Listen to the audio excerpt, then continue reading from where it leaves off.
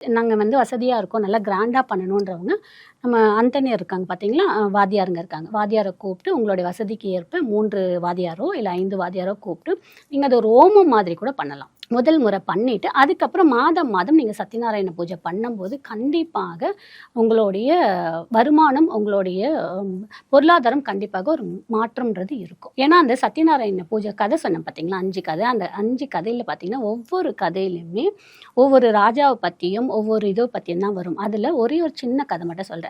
ஒரு கட்டை வியாபாரி நிறைய கட்டை வச்சிருக்காரு. பட் அவர் விற்கணும்னு பார்க்குறாரு, விற்க முடியல. அப்போது ஒரு கோவிலில் வந்து சத்யநாராயண பூஜை நடந்துகிட்ருக்கு.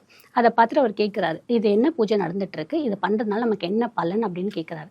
அப்போது அவங்க சொல்கிறாங்க, இந்த பூஜை பண்ணும்போது இல்லை இந்த பூஜையில் கலந்துக்கும் போதும் நம்ம நினைக்கக்கூடிய காரியம் நடக்கும்ட்டு. அப்போ அவர் என்ன நினச்சிக்கிறாருன்னா, எனக்கு நான் வச்சுருக்க எல்லா விறகும் விற்று போகணும், வித்துடுச்சுன்னா அதில் வர காசை வச்சு நான் வந்து பூஜை பண்ணுறேன், இல்லை தானம் கொடுக்குறேன்னு வேண்டிக்கிறாரு. அதே மாதிரி அவர் அன்னைக்கு பூஜையில் அட்டன் பண்ணி அந்த பிரசாதத்தை சாப்பிட்டுட்டு போகிறாரு. எல்லா விறகும் விற்று போயிடுச்சு. இவ்வளோ நாள் விற்காத விறகும் விற்று போயிடுச்சு.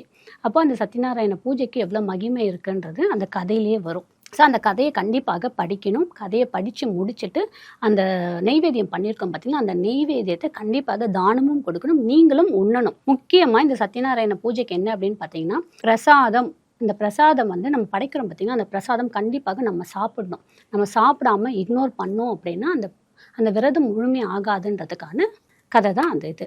இந்த சத்யநாராயண பூஜை ரொம்ப ரொம்ப விசேஷமான பூஜை. எல்லாருமே பண்ணலாம், எளிமையாகவும் பண்ணலாம், கிராண்டாகவும் பண்ணலாம்.